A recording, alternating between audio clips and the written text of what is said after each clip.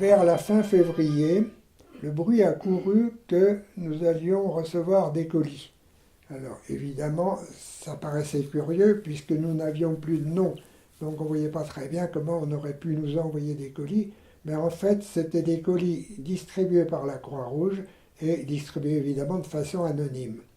Lorsque ces colis, ces petits colis sont arrivés, parce que c'était pas très très gros, on s'est précipité pour savoir quel était le contenu et on a été surpris et même un petit peu déçus lorsqu'on a ouvert, qu'on a trouvé des cigarettes, du chocolat et du café en grains.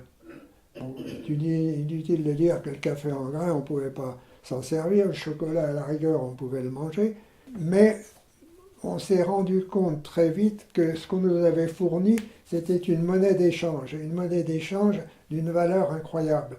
Les Allemands n'avaient pas vu de café depuis au moins 10 ans, si ce n'est plus, de chocolat non plus, et les Allemands eux-mêmes ont été mis au courant et savaient ce qu'il y avait dans les colis. Mais la difficulté, c'était le rapport avec les Allemands qui était absolument interdit, on n'avait pas le droit de leur adresser la parole, et eux non plus n'avaient pas le droit de nous parler. Et c'est par le truchement d'un travailleur libre français de l'usine que nous avons pu établir le contact.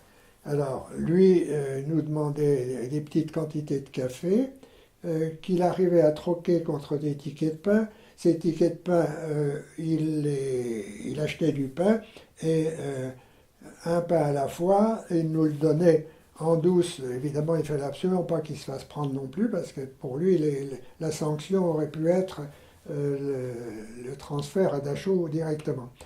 Bon, donc on montait pain par pain. Alors, on devait absolument faire ça en cachette. Il ne fallait pas du tout se faire prendre. Et comment le cacher? Eh la solution était simple, on était tellement maigre que le pain tenait très bien sous la chemise et dans le pantalon. On n'avait pas le ventre débordant pour autant. Donc petit à petit, bon, ça a marché. Bon, on n'avait pas une fortune de café à troquer, mais les choses ont duré un petit peu. Et puis un jour, sans que je sache pourquoi, le travailleur libre français m'a donné l'étiquette de pain à moi, dont je ne pouvais rien faire, mais malheureusement, nous avons été vus et dénoncés. Et quelques heures après, lorsque j'étais à mon poste de travail à l'usine, j'ai vu arriver le commandant du camp avec un interprète et ils sont dirigés vers moi. L'interprète me dit: j'ai ordre de te fouiller. Autrement dit, la personne qui nous avait dénoncé savait très bien où j'avais mis ce que j'avais reçu. Il ne savait pas ce que c'était, mais il savait bien que j'avais reçu quelque chose.